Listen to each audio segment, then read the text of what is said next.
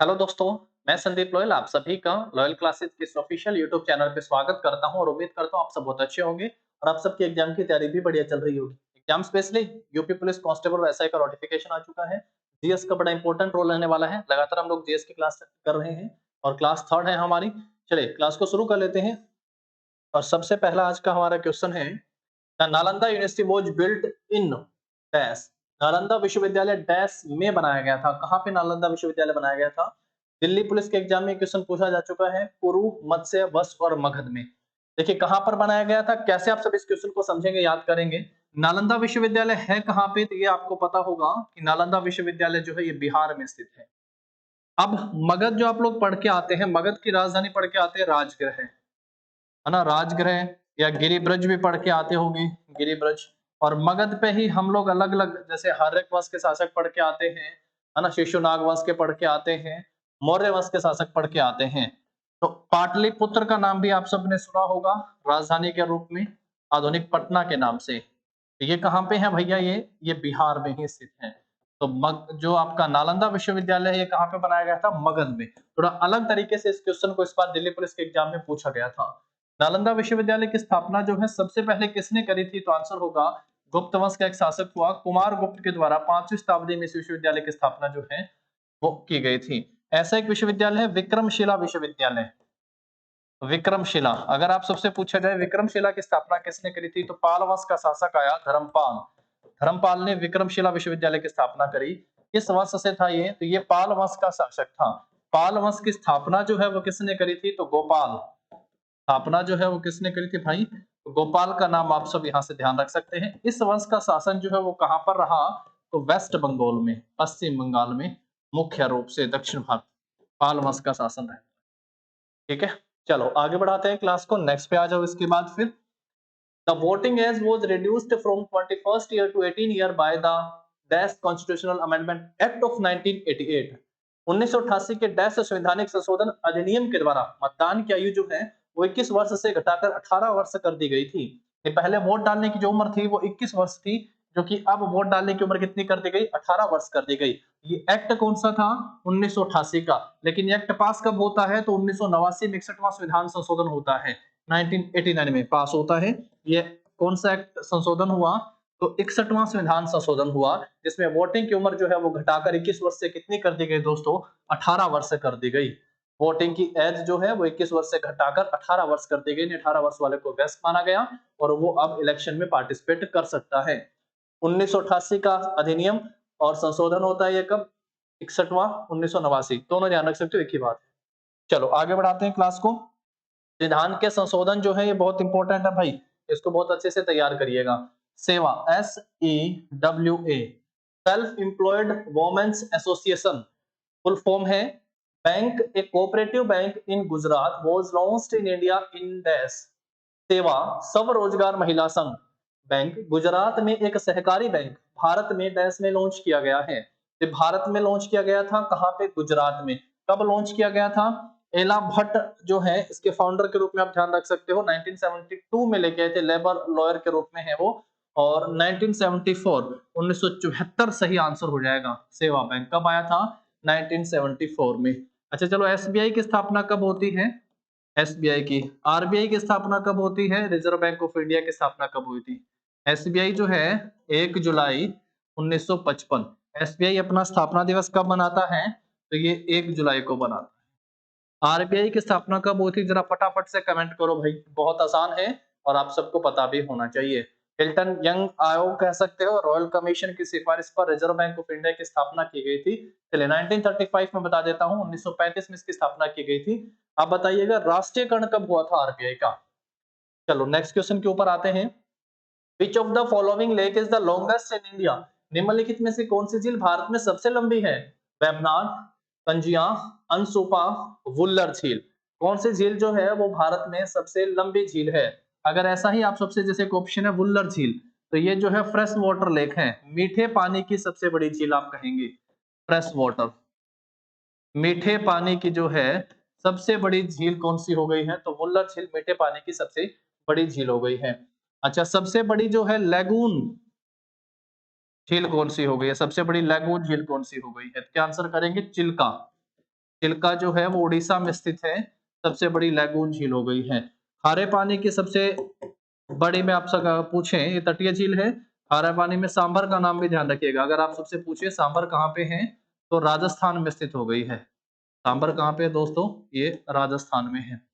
सांभर झील राजस्थान में स्थित है। लैगून उड़ीसा में हो गई है, चिल्का झील उड़ीसा में,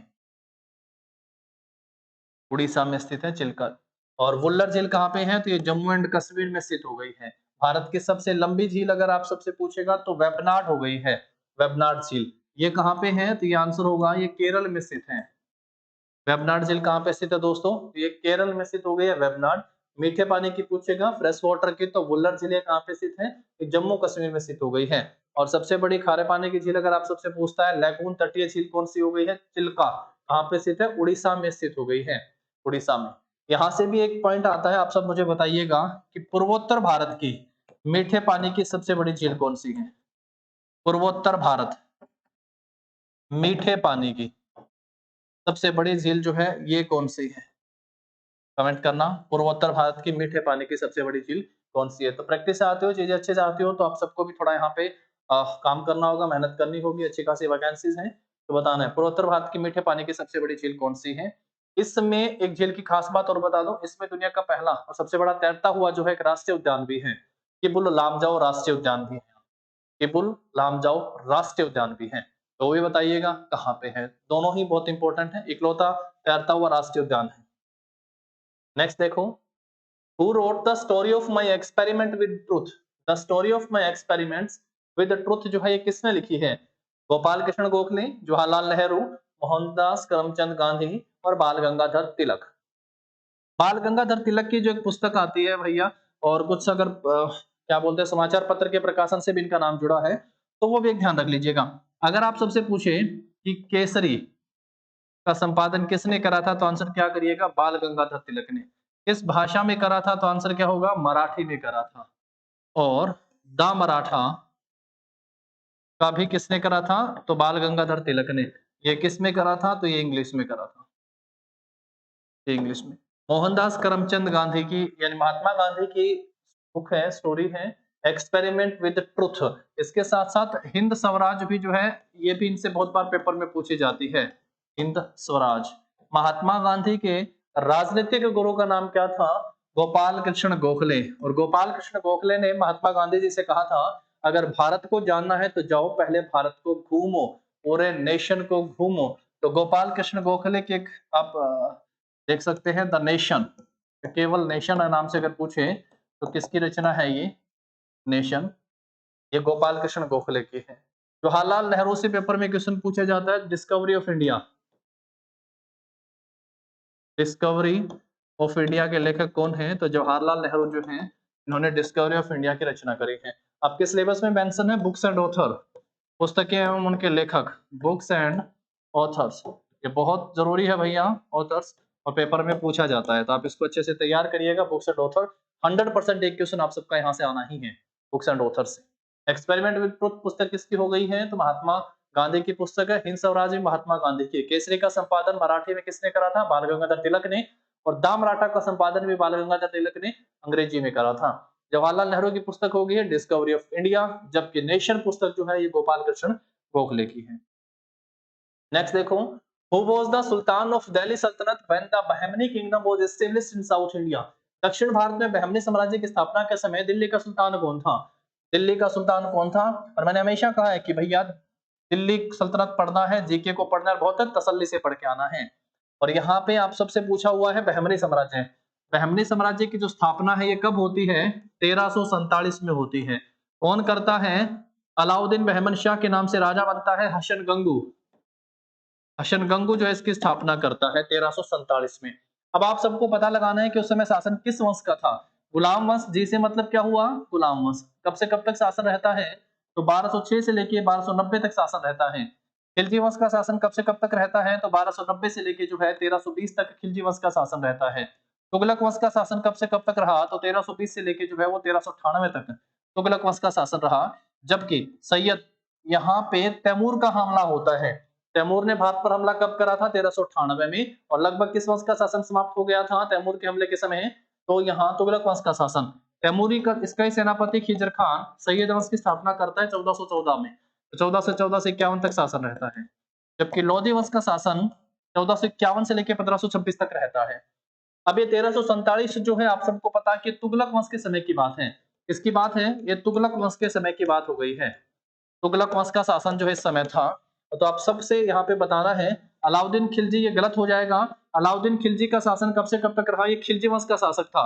इसका शासन 1296 से लेकर 1316 तक रहता है। 1296 से 1316 तक रहता है अलाउद्दीन खिलजी का शासन। इब्राहिम लोदी जो है ये कौन था भाई? ये फाउंडर था। इसका शासन कब से कब तक रहा था? तो 1500 जब लोधी वंश का शासन आता है 1451 में, 1451 से 1526 तक जो है लोधी वंश का शासन रहता है। और इब्राहिम लोदी जो है वो अंतिम शासक होता है।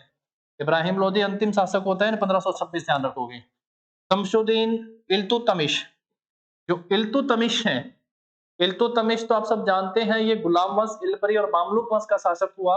इसका शासन जो है वो 1210 या 1211 से आप सब कह सकते हो 1226 तक 36 तक रहता है।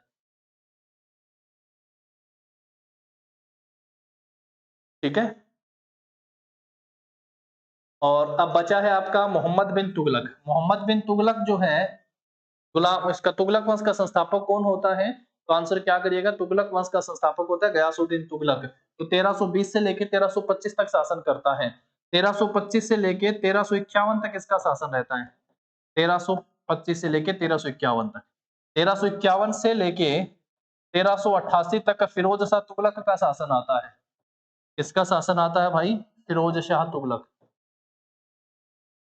फिरोज शाह तुगलक का शासन आता है। ठीक है, ये इनमें भी आप सब ध्यान रखेंगे। तो बहमनी साम्राज्य की स्थापना के समय भी कौन था शासक? मोहम्मद बिन तुगलक। और इसी के समय में भी स्थापना होती है मोहम्मद बिन तुगलक के इसी समय में 1336 में। पेपर में ये भी आ सकता है कि विजयनगर, दक्षिण भारत में विजयनगर की जब स्थापना हुई थी तब दिल्ली सल्तनत पर किसका शासन था? यानी विजयनगर की भी स्थापना इसी के समय में होती है। विजयनगर की स्थापना भी यहीं पे इसी के समय में होती है। 1336 में कौन करता है? हरिहर और बुक्का नामक दो भाइयों के द्वारा जो है विजयनगर साम्राज्य की स्थापना की गई थी। चलिए आगे बढ़ाते हैं क्लास को, नेक्स्ट पे आज। Which part of the Constitution of India deals with the power and function of the Supreme Court of India? Bharat के संविधान का कौन सा भाग भारत के सर्वोच्च न्यायालय की शक्तियों और कार्यप्रणाली से संबंधित हो गया है? सुप्रीम कोर्ट से संबंधित आप सबसे पेपर में ये क्वेश्चन पूछा गया है। पार्ट कौन सा है? आप सबको पता भी होगा कि भारतीय संविधान का जो भाग 1 है, पार्ट 1, भाग 1, ये किससे संबंधित है? संघ और राज्य। पार्ट 2 जो है ये किससे संबंधित हो गया है? भारत के जो नागरिक हैं उनसे। इसमें क्या हो गया भैया? इसमें है नागरिकता। क्या हो गया है? नागरिकता। पार्ट 3 जो हो गया है, भाग 3, अब उन सब नागरिकों को क्या चाहिए? उनके हो गए हैं मौलिक अधिकार। मौलिक अधिकार, मौलिक अधिकार। उसके बाद जो है पार्ट 4 आ गया है। पार्ट 4 किससे संबंधित है? DPSP. DPSP, directive principle of state policy, जो आयरलैंड से ली गई है। इसमें अनुच्छेद कितने से कितने आते हैं भाई? 36 से 51 आते हैं। उसके बाद क्या पढ़ के आए हो? भाग 4 के, ये किससे संबंधित है दोस्तों? तो आंसर करिएगा, ये है मौलिक कर्तव्य। क्या आंसर हो जाएगा? मौलिक कर्तव्य। आर्टिकल क्या है? 51 के है। उसके बाद आता है पार्ट 5, भाग 5, जो यहाँ पे ऑप्शन में भी दिया गया है। तो भाग 5 जो है, भाग 5 ये किससे संबंधित हो गया है? ये संघ से संबंधित है, संघ। और इसमें आर्टिकल अगर आप सबसे पूछेगा तो 51 तक वहां पे आ गए हैं। ये 52 से लेके 151 तक है, 52 से लेके 151 तक। पार्ट 6 जो है ये राज्य है। पार्ट 6 हो गए आगे राज्य से। पार्ट 5, 6, 5 संघ, 6 राज्य, 7 राज्य क्षेत्र जो हटा दिया गया है। उसके बाद आता है पार्ट 9, भाग 9 जो है ये किससे संबंधित है? ये पंचायत। 9 कै में आता है नगर पालिकाएं। क्या आता है भैया? नगर पालिका। 9 ख जो बाद में जोड़ा गया था सहकारी समितियां। इसमें क्या आता है? सहकारी समितियां आती हैं और 10 SC/ST से संबंधित हो गया है। ठीक है। अभी यहाँ पे आप सबको समझना है कि सुप्रीम कोर्ट जो है उच्च न्यायालय के गठन के प्रावधान से संबंधित भारतीय संविधान में अनुच्छेद कौन सा है? तो आप सब कहोगे सर कि अनुच्छेद है 124 और 124 अनुच्छेद जो है वो 52 से 151 के बीच में आता है सर। और 52 से 151 का आर्टिकल भाग कौन सा है? तो भाग 5 है। इसलिए क्या आंसर होगा हमारा? पहला ऑप्शन ही जो है हमारा इस क्वेश्चन का आंसर होगा। यहाँ से आप सबने समझा कि भारतीय संविधान से आप सबके सिलेबस में मेंशन किया गया है भारतीय संविधान के भाग, अनुसूचियां, अनुच्छेद और संशोधन ये जरूर पढ़ लीजिएगा। तो भाग सभी के सभी 20 भाग आप सबको पता हो। पार्ट 1 जो है वो संघ और राज्य क्षेत्र, पार्ट 2 नागरिकता, पार्ट 3 मौलिक अधिकार, भाग 4 जो है वो डीपीएसपी राज्य के नीति निर्देशक सिद्धांत 36 से 51 आर्टिकल, भाग 4 क जो है भाग 4 क मौलिक कर्तव्य 51 क में आता है। भाग फिर 5 आ गया संघ, तो ये 52 से 151 तक आता है। 52 से 151। भाग 9 पंचायतें हो गए हैं, भाग 9 क नगर पालिकाएं, 9 ख सहकारी समितियां, 9 ख जो है सहकारी समितियों से संबंधित हो गया है। इससे संबंधित एक आर्टिकल भी आप सब ध्यान रख सकते हैं 43B,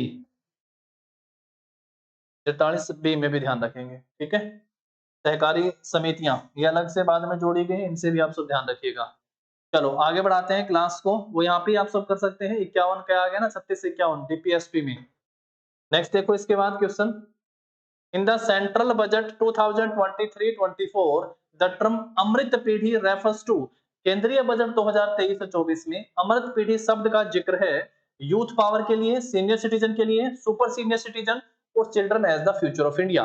तो अमृत पीढ़ी शब्द का इस्तेमाल किया गया है यूथ पावर के लिए। ऑप्शन 1 जो होगा वो सही आंसर हमारा यहाँ पे हो जाएगा। बजट जो है, इससे 2-3 बातें आप सब जान सकते हैं भैया। बजट सबसे पहला ही तो पॉइंट आता है कि बजट के लिए किसने सबसे पहले काम करा था भाई? 1859 में, 1859 में। उस समय भारत का जो वायसराय था कैनिंग, एक वित्त अधिकारी को जो है अपनी कार्यकारिणी परिषद में शामिल करता है, जो सबसे पहले बजट पेश करता है। तो फर्स्ट बजट कब पेश किया गया?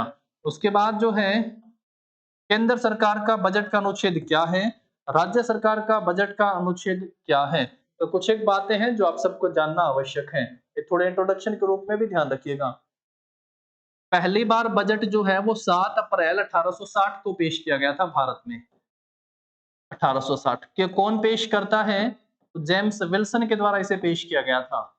जेम्स विल्सन को भैया कैनिंग ने ही करा था ऐड। तो भारत में बजट लाने का श्रेय अगर किसी को जाता है तो कैनिंग को जाता है। और भारत में बजट का जनक अगर किसे कहा जाता है, इसे क्या कहा जाता है भाई? इसे बजट का जनक कहा जाता है। कैनिंग को बजट का जनक कहा जाता है।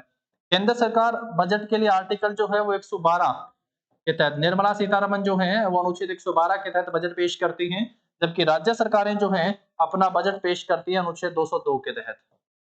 अनुच्छेद 202 के तहत जो है बजट पेश करती हैं। बजट और वित्त दोनों अलग अलग हैं। भारत का एक वित्त आयोग है, फाइनेंस कमीशन वित्त आयोग, ये ध्यान रख सकते हो। वित्त आयोग जो है ये अनुच्छेद किसके तहत आता है? तो आप सबका आंसर होगा अनुच्छेद 280 के तहत वित्त आयोग का गठन किया जाता है। कितने साल के लिए किया जाता है? तो प्रत्येक 5 वर्ष के लिए इसका गठन किया जाता है। कौन करते हैं? तो भारत के राष्ट्रपति जो है वित्त आयोग का गठन करते हैं। 281 के तहत जो है वित्त आयोग की सिफारिशों को सदन के पटल के ऊपर कौन रखता है? तो भारत के राष्ट्रपति ही रखते हैं। उसके बाद है यहाँ पे फर्स्ट जो फाइनेंस कमीशन था इसका गठन कब किया गया? 1951 में जो है इसका गठन किया गया था। इसके पहले जो अध्यक्ष कौन थे? तो केसी नियोगी इसके पहले अध्यक्ष थे। अभी हाल ही में जो है भारत के 16वें वित्त आयोग का गठन किया गया है।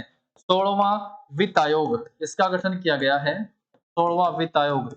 और इसके अध्यक्ष जो है वो नीति आयोग के जो उपाध्यक्ष थे अरविंद पनगड़िया को बनाया गया है। अरविंद पनगड़िया को जो है इसका अध्यक्ष बनाया गया है। अरविंद पनगड़िया को इसका अध्यक्ष बनाया गया है, ध्यान रखिएगा। 16वां वित्त आयोग। 15वें वित्त आयोग के अध्यक्ष कौन थे? एन.के. सिंह हैं। 15वें वित्त आयोग के अध्यक्ष कौन है? एन.के. सिंह। 14वें वित्त आयोग के अध्यक्ष कौन है? वाई.वी. रेड्डी, ध्यान रखिएगा। चलो ऑप्शन यूथ पावर 2023 के बजट के लिए था Amrit budget. Which of the following is a metamorphic rock, निम्नलिखित में से कौन सी कायांतरित चट्टान है? ग्रेनाइट, क्वार्टजाइट, बलुआ पत्थर और सेल। देखिएगा चट्टानों को उत्पत्ति के हिसाब से 3 भागों में बांटा है। मैंने हमेशा बताया बहुत इंपॉर्टेंट है। चट्टानों को उनकी उत्पत्ति के हिसाब से कितने भागों में बांटा है? तो आप सब क्या कहिएगा? चट्टानों को उनकी उत्पत्ति के हिसाब से 3 भागों में बांटा है। 3 भागों में चट्टानों को उनकी उत्पत्ति के हिसाब से बांटा गया है। अब वो 3 भाग कौन से हैं? हिंदी में कहते हैं पहले को आग्नेय चट्टानें, इंग्लिश में कह देते हैं इग्निशियस रॉक, आग्नेय चट्टानें। सेकंड जो हो गया है, हिंदी में कहते हैं अवसादी चट्टानें, इंग्लिश में कहते हैं सेडिमेंट्री रॉक। इंग्लिश में क्या कहते हैं? सेडिमेंट्री रॉक इंग्लिश में कहते हैं। तीसरे नंबर पे है मेटामॉर्फिक, इंग्लिश में कहते हैं और हिंदी में कह देते हैं कायांतरित। हिंदी में क्या कह देते हैं? कायांतरित। यहाँ पे 3-4 एग्जांपल मैं आप सबको बताऊंगा, ये बहुत जबरदस्त क्वेश्चन है, पेपर में आया है ये क्वेश्चन, ध्यान से देखिएगा। आग्नेय चट्टान जो आग से बनी है, जो धरती के नीचे से जो लावा निकलता है वो ठंडा होने के बाद एक स्ट्रक्चर का रूप बन जाता है, वो है आग्नेय चट्टानें।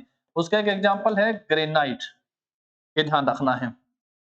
दूसरा सेडिमेंट्री, जो सैंड, मिट्टी की गांठें, पेबल्स जो है वो एनवायरमेंटल कंडीशन के कारण एक हार्ड स्ट्रक्चर का रूप ले लेते हैं, उसको कहते हैं अवसादी सेडिमेंट्री चट्टान। इसी सैंड, इसी एस से बनाइएगा सैंड, सेडिमेंट्री, जो सैंड से बना स्टोन वही सैंडस्टोन है, वही सेडिमेंट्री है। सैंडस्टोन से फिर क्या बन गया है? एक बन गया है लाइमस्टोन। क्या ध्यान रखोगे?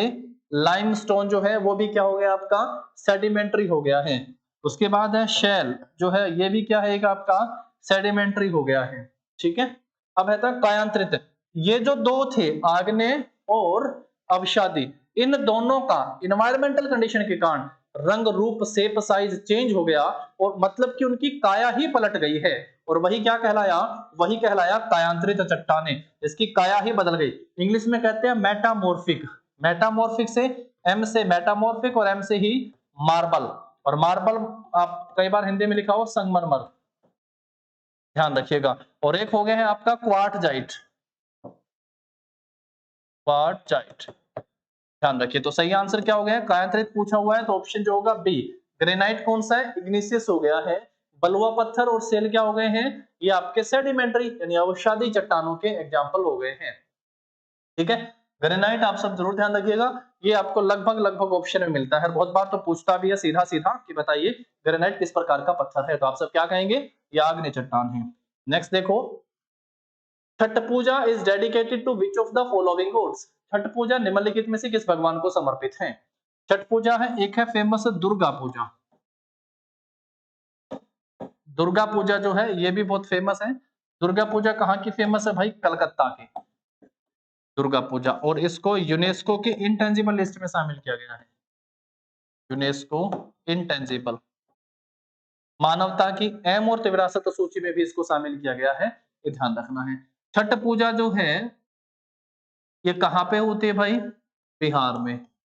और किसकी पूजा की जाती है? तो सूर्य देव की। तो ऑप्शन क्या हो जाएगा? बी सही आंसर हो जाएगा, सूर्य देव की पूजा की जाती है। दुर्गा पूजा कलकत्ता की है, इंटेंजिबल लिस्ट में इसको शामिल किया गया है। चलो नेक्स्ट पे आ जाओ फिर इसके बाद। Who was the Viceroy of India when the Indian National Congress was founded? भारतीय राष्ट्रीय कांग्रेस की स्थापना के समय भारत का वायसराय कौन था? भारतीय राष्ट्रीय कांग्रेस की स्थापना होती है 28 दिसंबर 1885 को, भारतीय राष्ट्रीय कांग्रेस की स्थापना होती है। पहला अधिवेशन कहाँ पे होता है? बंबई में। कितने लोग भाग लेते हैं? 72 लोग भाग लेते हैं इसमें। और इसके पहले अध्यक्ष कौन थे होते हैं? डब्ल्यू.सी. बनर्जी, उमेश चंद्र बनर्जी जो हैं के पहले अध्यक्ष होते हैं कांग्रेस के। इस समय कौन थे भाई? Lord Lansdowne, Lord Ripon, Elgin second और डफरीन। तो याद रख लीजिएगा, डफरीन जो हैं उस समय कांग्रेस के अध्यक्ष थे। तो हमें ऐसे तो याद नहीं रहते हैं कि ये वायसराय, गवर्नर जनरल के बहुत सारे थे, लेकिन उनके समय की महत्वपूर्ण घटनाओं के साथ हम लोग उनको याद कर सकते हैं। जलियांवाला बाग हत्याकांड हुआ तब कौन था? अच्छा, भारत में रेलगाड़ी चली तब कौन था? डॉक्ट्रिन ऑफ लैप्स कौन लेके आया था? है ना? इस तरीके से उनके समय की घटनाओं के साथ 1857 की क्रांति के समय भारत का गवर्नर जनरल या वायसराय जो है वो कौन रहा, तो उनके समय की घटनाओं के साथ हम लोग उनको याद कर सकते हैं। चलो, डफरीन जो है कांग्रेस की स्थापना के समय था। नेक्स्ट देखिएगा, what is the minimum age required for the appointment of a person as a governor? किसी व्यक्ति की राज्यपाल के रूप में नियुक्ति के लिए आवश्यक न्यूनतम आयु क्या है? अच्छा, अगर आप सबसे पूछें कि वोट देने की न्यूनतम उम्र कितनी होनी चाहिए, अगर आप सबसे पूछे कि पंचायत का इलेक्शन लड़ने के लिए न्यूनतम उम्र कितनी होनी चाहिए, अगर आप सबसे पूछे कि एमएलए और एमपी बनने के लिए कितनी उम्र होनी चाहिए, अगर आप सबसे पूछे कि राज्यसभा और विधान परिषद का इलेक्शन लड़ने के लिए न्यूनतम उम्र कितनी होनी चाहिए, विधान परिषद न्यूनतम उम्र कितनी होनी चाहिए, अगर आप सबसे पूछे कि राज्यपाल या राष्ट्रपति बनने के लिए न्यूनतम उम्र कितनी होनी चाहिए, राज्यपाल या राष्ट्रपति बनने के लिए न्यूनतम उम्र कितनी होनी चाहिए, भाई बताओ क्या आंसर करोगे। वोट डालने के लिए अभी पढ़ के आए थे, 61वां संविधान संशोधन हुआ, वोट डालने की उम्र 21 वर्ष से घटाकर कितनी कर दी गई, 18 वर्ष कर दी गई। उसके बाद पंचायत का चुनाव लड़ने के लिए न्यूनतम उम्र सीमा कितनी होनी चाहिए, 21 वर्ष होनी चाहिए। एमएलए एमपी बनने के लिए, एमपी लोकसभा का बनने के लिए जो है मेंबर ऑफ पार्लियामेंट, लोकसभा लिख देते हैं, ठीक है। लोकसभा का सदस्य बनने के लिए न्यूनतम उम्र सीमा जो है वो कितनी होनी चाहिए, 25 वर्ष। राज्यसभा जो अपर हाउस कह सकते हैं हम लोग, और किसी भी राज्य की विधानमंडल का अपर हाउस है विधान परिषद, इसके लिए न्यूनतम उम्र सीमा कितनी है, 30 वर्ष होनी चाहिए, 30 वर्ष। राज्यपाल और राष्ट्रपति बनने के लिए न्यूनतम उम्र सीमा कितनी है, तो 35 वर्ष होनी चाहिए। कितनी होनी चाहिए, 35। ये न्यूनतम उम्र का खेल है भाई, इसको याद रख लेना है। यहाँ पे आप सबसे पूछा है राज्यपाल के लिए, तो क्या आंसर कर देना है, ऑप्शन जो होगा भाई डी सही हो जाएगा। यहां से इन चीजों को समझ पाए। अगर आप सबसे पूछेगा कि किसी देश का, भारत का प्रधानमंत्री बनने के लिए न्यूनतम उम्र सीमा कितनी होनी चाहिए प्रधानमंत्री बनने के लिए, तो आप सब क्या मार्क करेंगे भाई, प्रधानमंत्री बन सकता है। प्रधानमंत्री बनने के लिए जरूरी है कि वो किसी एक सदन का सदस्य हो। अगर वो एमपी है लोकसभा से तो 25 वर्ष उम्र है तो काम चल जाएगा, और अगर वो राज्यसभा से सांसद है तो 30 वर्ष होनी चाहिए, है ना। तो प्रधानमंत्री की उम्र सीमा जो है वो 25 वर्ष आप सब कहेंगे, ठीक है। क्योंकि न्यूनतम की बात की गई है यहाँ पे, अगर वो डिपेंड करेगा वो किस सदन का है। ये भी तो आवश्यक है ना कि प्रधानमंत्री बनने के लिए किसी एक सदन का सदस्य होना आवश्यक है, चाहे वो लोकसभा हो या फिर राज्यसभा। चलो नेक्स्ट आओ।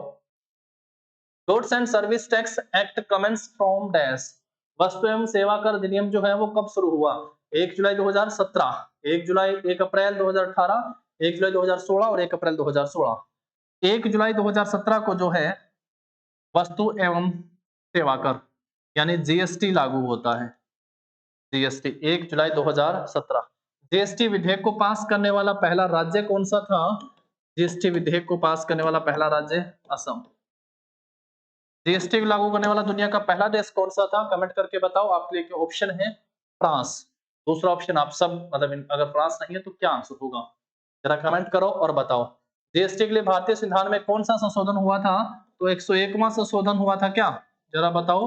101वां संशोधन हुआ था क्या जीएसटी के लिए भारतीय संविधान में। नेक्स्ट पे आ जाओ फिर इसके बाद। In India the workforce population does not include people of dash, Bharat में कार्यबल आबादी में डैश के लोग शामिल नहीं हैं, 16 साल, 20 साल, 17 साल और 14 साल। वर्कफोर्स पॉपुलेशन में शामिल नहीं है, कौन से भाई, 16 साल के हैं, 20 साल के हैं, 17 साल के हैं। तो कार्यबल आबादी जो है उसमें 15 से लेके 58 तक के लोग शामिल हैं, ये 58 या 60 भी वर्कफोर्स पॉपुलेशन, जो कि भारत की इकोनॉमी में हिस्सा होते हैं। तो 15 से नीचे वाले नहीं होते हैं। यहाँ 14 वर्ष लिखा हुआ है तो 14 वर्ष जो होगा वो फिर सही आंसर हो जाएगा। वर्कफोर्स पॉपुलेशन यानी कार्यबल आबादी में हिस्सा नहीं है, तो 14-15 वर्ष से नीचे के लोग नहीं, तो ऑप्शन क्या हो जाएगा, डी हो जाएगा भाई। नेक्स्ट देखो इसके बाद फिर, Which of the following movement was started by Khan Abdul Gaffar Khan, निम्नलिखित में से कौन सा आंदोलन जो है वो खान अब्दुल गफ्फार खान के द्वारा शुरू किया गया था। खान अब्दुल गफ्फार खान की दो बातें आप सब जान लीजिएगा। खान अब्दुल गफ्फार खान, पहला, इन्हें फ्रंटियर गांधी कहा जाता था, किस नाम से, फ्रंटियर गांधी, हिंदी में कहेंगे सीमांत गांधी के नाम से जाना जाता था। सीमांत गांधी जो है कहा जाता था भाई ने, फ्रंटियर गांधी या सीमांत गांधी के नाम से इनको जाना जाता था। ये पहले फॉरेनर हैं, फर्स्ट विदेशी जिनको भारत रत्न दिया गया, फर्स्ट विदेशी क्या पाने वाले, भारत रत्न पाने वाले। इनके द्वारा एक मूवमेंट स्टार्ट किया गया था, समय था 1929, 1929 का, उसका नाम था खुदाई खिदमतगार। खुदाई खिदमतगार जो आंदोलन किसके द्वारा शुरू किया गया था, खान अब्दुल गफ्फार खान के द्वारा, पाकिस्तान से, पाकिस्तान से है ये खान अब्दुल गफ्फार खान, सीमांत गांधी के नाम से इनको जाना जाता था। पहले विदेशी हैं जिनको भारत रत्न से सम्मानित किया गया था और इनको फ्रंटियर या सीमांत गांधी कहते थे। खुदाई खिदमतगार 1929। नेक्स्ट देखो, which states governor approved the prohibition of online gaming and regulation of online games bill 2022? किस राज्य के राज्यपाल ने ऑनलाइन गेमिंग निषेध और ऑनलाइन गेम्स विनियमन विधेयक 2022 को मंजूरी दे दी है? तमिलनाडु ने दी है। ऑनलाइन गेमिंग विधेयक को जो मंजूरी है वो किस राज्य ने दी है? तमिलनाडु ने। इस क्वेश्चन को लेने का मतलब है कि भैया जितने भी विधेयक हैं, जो विधेयक हैं उनको आप सब जरूर तैयार करें। विधेयक ये एसएससी हो गया, कोई भी स्टेट एग्जाम है उसमें पूछे जाते हैं भाई विधेयक। अलग अलग राज्यों के या भारत की केंद्र सरकार में जो विधेयक पेश किए गए हैं सदन में उनको जरूर तैयार कर लीजिएगा। तो गेमिंग जो है विधेयक 2022 को, ऑनलाइन गेम्स विनियमन विधेयक, इसको मंजूरी दी है तमिलनाडु। नेक्स्ट है, where does the Narmada river rise? Narmada नदी कहां से निकलती है? वेस्टर्न घाट, वालगढ़ की पहाड़ियां, सतपुड़ा की पहाड़ियां और अमरकंटक रेंज। तो कहां से निकलती है भाई? अमरकंटक से नर्मदा नदी का उद्गम होता है। नर्मदा नदी की खास बात क्या है भाई?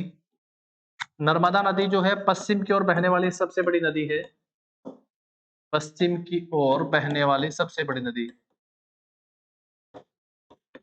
पश्चिम की ओर बहने वाली सबसे बड़ी नदी है, सबसे बड़ी नदी है, ये ध्यान रखना है। नर्मदा नदी कहाँ पे जाके गिरती है? तो अरब सागर में जाके गिरने वाली नदी है, अरब सागर में। सरदार सरोवर किस नदी के ऊपर स्थित है? सरदार सरोवर जो है वो नर्मदा नदी के ऊपर ही स्थित है, नर्मदा नदी के ऊपर स्थित है। सतपुड़ा की सबसे ऊंची चोटी जो है वो कौन सी पड़ के आती है? धूपगढ़ी, धूपगढ़ी। धूप में नदी तप गई ताप्ती, तो यहाँ से कौन सी नदी का उद्गम होता है? ताप्ती नदी का उद्गम होता है, Tapti river rise. Satpura range Tapti नदी का उद्गम जो है वो यहाँ से होता है, ध्यान रखोगे आप सब, ताप्ती नदी का उद्गम होता है। अमरकंटक से आप सब ध्यान रख लीजिएगा, नर्मदा नदी का उद्गम होता है अमरकंटक से, ठीक है। सोन नदी का उद्गम भी होता है, सोन नदी भी ध्यान रख सकते हो, सोन नदी का उद्गम होता है। और नीचे की तरफ से अगर बात करेंगे तो यहीं से अमरकंटक मध्य प्रदेश छत्तीसगढ़ में स्थित हो गए हैं। अमरकंटक रेंज की अगर बात करें तो यहाँ से छत्तीसगढ़ की तरफ से जो निकलने वाली नदी है ये उड़ीसा की सबसे बड़ी नदी हो गई है और इस नदी के ऊपर जो है भारत का सबसे बड़ा बांध भी है, उसका नाम है हीराकुंड बांध। कौन सा भाई? हीराकुंड बांध। और वो नदी जो है नीचे की ओर दक्षिण की ओर बहती है तो वो नदी बे ऑफ बंगाल में जाकर गिरती है। उस नदी का नाम आप सबको कमेंट करना है। मैंने 2-3 हिंट दिए हैं। उड़ीसा की सबसे बड़ी नदी है, इस नदी के ऊपर भारत का सबसे बड़ा बांध हीराकुंड बांध है और ये नदी बंगाल की खाड़ी में जाकर गिरती है। इस नदी का उद्गम मेनली अगर पूछेगा तो राज्य का नाम आता है कि किस राज्य से इस नदी का उद्गम होता है, तो आंसर करना है छत्तीसगढ़ राज्य, ठीक है। ये तो सतपुड़ा रेंज के हिस्से से जो इसका उद्गम होता है अमरकंटक। चलिए बताना है आप सबको कि उस नदी का नाम क्या है। गोदावरी नदी में पहले आप सबको बता चुका, गोदावरी नदी का उद्गम नासिक के त्र्यंबक से होता है। इस नदी में शाही स्नान होता है जब कुंभ का मेला लगता है, जब कुंभ का मेला लगता है तो इस नदी में शाही स्नान होता है, ध्यान रखना है, ठीक है। चलो आगे बढ़ाते हैं क्लास को, नेक्स्ट पे आ जाओ। इसके बाद the Congress and the Muslim League sign the historic dash in 1916। Congress और मुस्लिम लीग ने 1916 में ऐतिहासिक डैश पर हस्ताक्षर किए हैं। कांग्रेस और मुस्लिम लीग के बीच में एक साइन होता है भाई, जिसको कई बार क्या कहा गया है? पूना पैक्ट। एक पूना पैक्ट पढ़ के आए हो, एक लखनऊ पैक्ट पढ़ के आए हो और एक दिल्ली समझौते के नाम से जाना जाता है भाई, गांधी इरविन पैक्ट कहते हैं उसे, गांधी इरविन पैक्ट। ये तीन है भैया, इन तीनों की खास बातें हैं वो ध्यान रखना है। पहला, पूना पैक्ट जो है ये 24 सितंबर 1932 को साइन होता है, 24 सितंबर 1932 को साइन होता है। डॉक्टर बी आर अम्बेडकर और महात्मा गांधी के बीच का समझौता था, उस समय महात्मा गांधी यरवदा जेल में थे। लखनऊ समझौता जो है, लखनऊ पैक्ट जो है, ये कांग्रेस और मुस्लिम लीग के बीच का है, कांग्रेस और मुस्लिम लीग, कांग्रेस और मुस्लिम लीग। ये कब होता है? ये 1916 में होता है, 1916 में। कांग्रेस के उस समय के अध्यक्ष अगर आप सबसे पूछे कि कांग्रेस के अध्यक्ष कौन थे, तो आंसर करना है अंबिका चरण मजूमदार,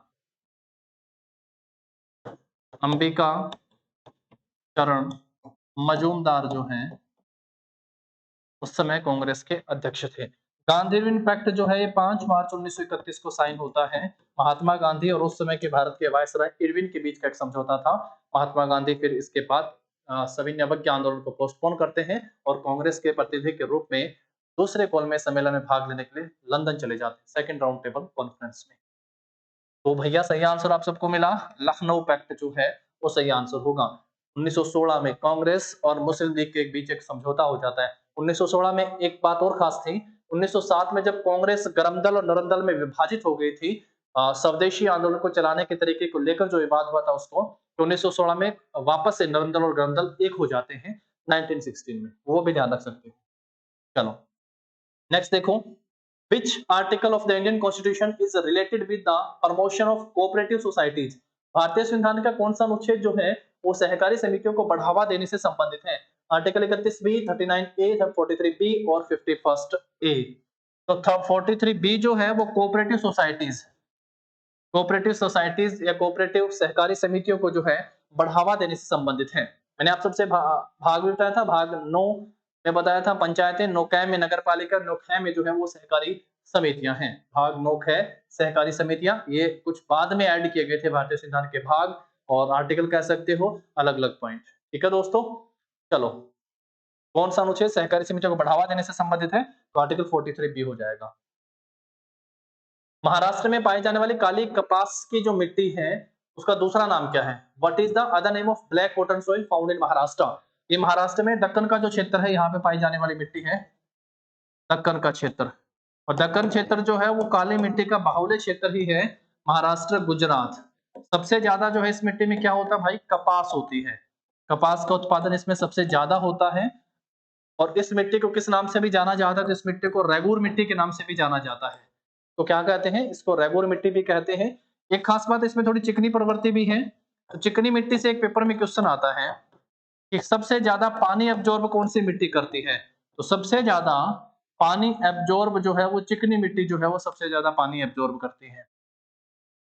सबसे ज्यादा पानी एब्जॉर्ब करने वाली मिट्टी कौन सी? चिकनी मिट्टी होगी। काली मिट्टी का बाहुल्य क्षेत्र दक्कन वाला क्षेत्र हो गया महाराष्ट्र, गुजरात। सर्वाधिक कौन सी फसल होती है यहाँ पे? तो कपास का उत्पादन सबसे ज्यादा होता है यहाँ पे। तो ये थे हमारे आज के 20 क्वेश्चन। बाकी हम लोग आगे बढ़ाएंगे, नेक्स्ट क्लास में पढ़ेंगे। अगर लगे कंटेंट हेल्पफुल है तो जाते जाते सभी लोग वीडियो को लाइक शेयर कर दीजिएगा, चैनल को सब्सक्राइब करना ना भूलें और अपने दोस्तों के साथ वीडियो को और कोर्स को शेयर कर दीजिएगा। मिलते हैं नेक्स्ट क्लास में, तब तक ले पढ़ते रहिएगा, देखते रहिएगा। आप सबको आपके एग्जाम के लिए all the very best. Thank you.